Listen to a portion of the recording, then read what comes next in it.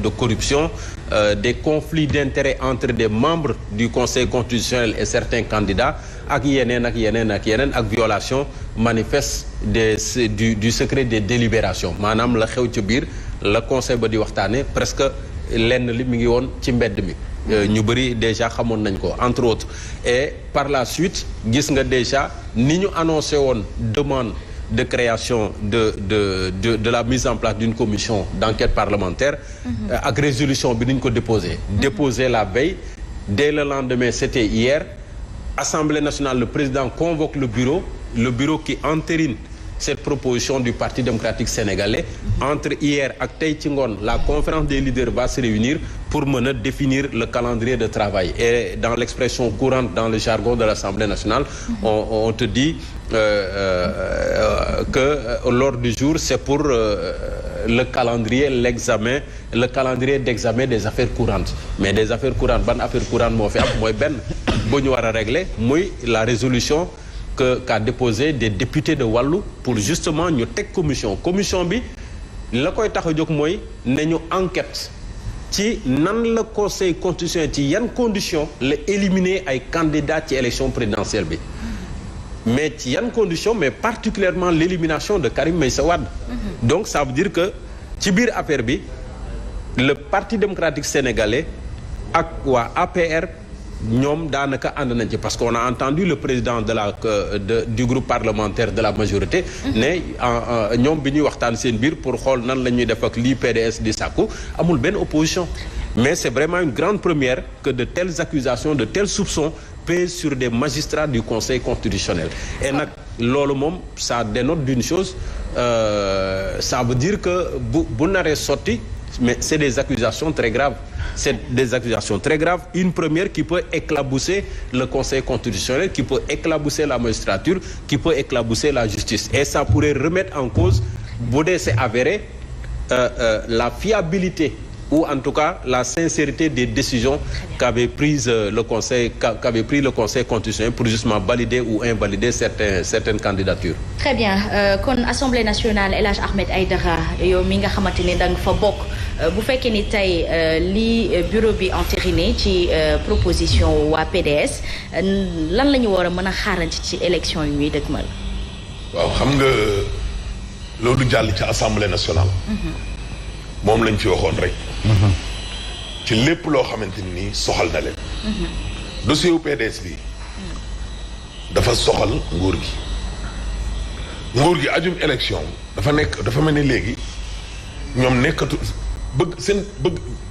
bëgg-bëggam ñoom daal nekkatul léegi lu ñuy nëbb même su dee sax dañ ne président de la République démb génnee na ab këyit tontu les recalés wax leen carrément ne leen lépp lu conseil constitutionnel def nga xam ne moom mooy saytu ndeyu luwaay di constitution bi kooku moom amatul recours amatul dara waa léegi nañ xool ba xam nag penc ndawi réew mi ndax dina am moom kattan ca kaw le président de la République bi ndéem asma xam nga lu tax ma ne la lu leen soxal ñu def ko moo dafa fast track lépp loo xamante ni nii nag moom soxlawu askan wi la waaye dañ leen cay jam ñu mel ni lu hésité waxuma sax yeewi de Guy Marius Sagna kese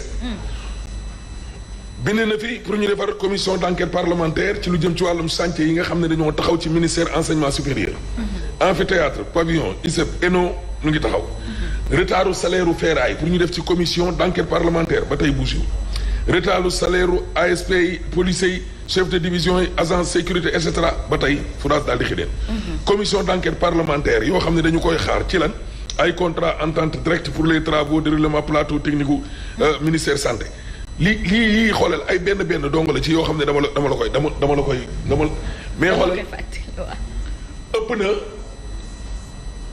ñaar fukk wala lu ko ëpp lépp nga ca table président assemblée nationale ñu ne ko lii nañ leen ci def ay commission d'enquête parlementaire ñu xam te àdduñu ci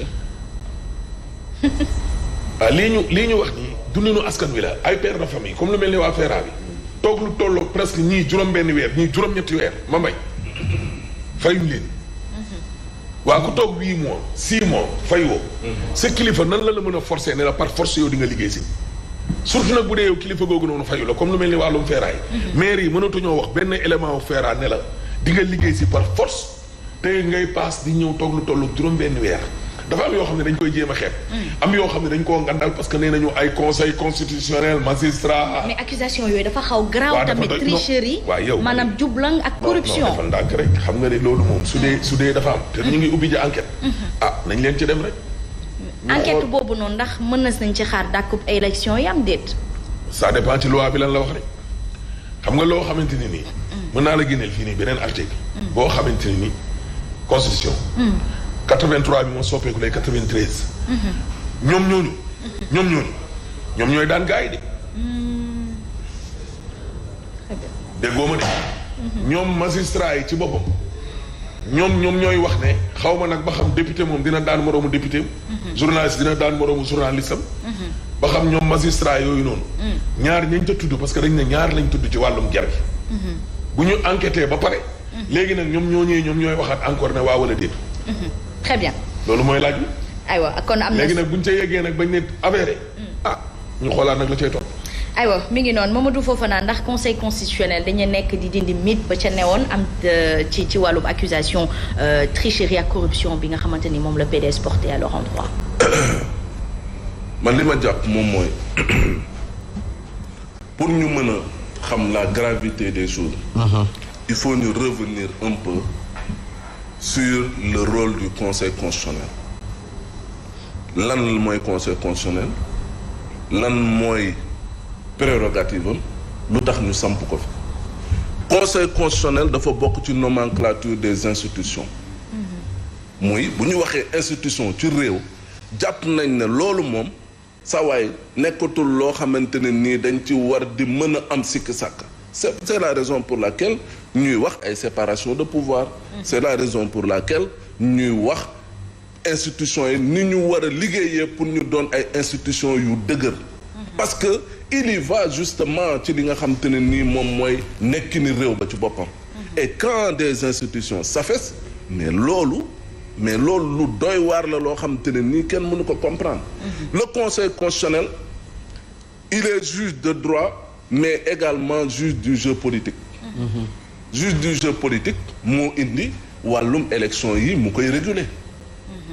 tey jii nii bu ñuy proclamer ay résultats conseil constitutionnel moom mooy joxe résultat définitif yi.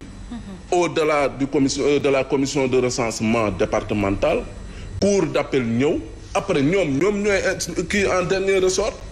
le président de la république bi nga xam ne moom la ñuy élire buy prêter serment c'est devant le conseil constitutionnel bu paree ñooñu lay jox serment bi ñooñu ci seen bopp ñoom ñooy veiller ci lu jëm ci wàllum serment bi. beneen bi ñoom lu jëm ci wàllum droit lépp ñoom dañ ciy joxe seen xalaat. parce que pourquoi parce que boo gisee ñu naan loi bii de dafa anticonstitutionnel wala loi bii de nekk na loo xamante ne nii constitution bi nangu na ko parce que ñoom ñooy veiller justement ci li nga xamante ne nii moom la constitution bi joxe. pour nit ñi mën ko doxee ak sàmmoo ko. beneen bi fa lay terminer moom mooy conseil la. wax tuddeewuñ ko cour parce que day joxe ay avis consultatif mën nañ ko laaj kat nangam gis nañ président de la république laajoon na ko fi lu jëm ci oui nit ñi bu ñuy voter 47 listes yi dafa bëri nan nañu mën a def pour voter te du am benn problème. donc cela démontre tey njëriñ bi nga xamante ne nii conseil constitutionnel am na ko waaw bu fekkee ne ñoom ñoo war a wax ne diw de moom moo gagné wala diw de moom mi war na mën a jàll wala diw de warut mën a jàll mais bu ñu demee ba porter ay accusations ci loolu mais c'est gravissime. et tey man dama jàpp ne mënuñu ne dañuy dem ay élections où c'est un peuple qui doit élire son président. ña war a wax ne ci résultat définitif yi ne kii moo war a nekk président mais ñooñu bu ñu demee ba leen ne yéen dañ leen di corrompre. vous imaginez. kon donc. cela veut dire quoi loolu lu muy firndeel moom mooy man bu ma doon président conseil constitutionnel damay démissionner immédiatement parce que mënuma li jëm ci conseil constitutionnel ñu dénk ma ko. ñi war a am yaakaar te ba pare am tranquillité bañ a am benn soupçon wala benn doute ci man ci ne maa war a réguler le jeu politique war a nekk arbitre beneen bi mooy honorabilité bi nga xam ne ñoom conseil constitutionnel am nañ ko mais loolu nañuy remettre tey en cause te honorabilité nag loolu dafa nekk loo xam ne nit ku ne da ko war a mën a sàmm. justement Bougane Gueye Dany bokk na ci li nga xamante ni moom àdduna ci nee na accusation yi nga xamante ni PDS joxoñ na ko bu dee dañu ko confirmer kon processus biaisé kenn du warul nangu continuer si Simon Pierre Faye Ali bravo. Oui, parce que là mooy problème bi Mamadou Fofana doon posé sànq. Il s'agira maintenant de voir la sincérité des décisions ou des avis du Conseil constitutionnel. Et dans ce cas précis, c'est une décision. Parce que Conseil constitutionnel moom moo décidé ne diw ak diw ak diw la seen candidature baax kon ñoom ñooy dem élection. Mais avec ces soupçons, si c'est avéré, mais c'est la sincérité de ces décisions moom mooy nekk aujourd'hui en jeu. Mais la question que j'ai envie de poser mooy qui a intérêt dans cette affaire. Parce que bu dee soupçons yu jóg na kan moo war a corrompre kan la ñu corrompre surtout kan moo corrompre dans cette affaire.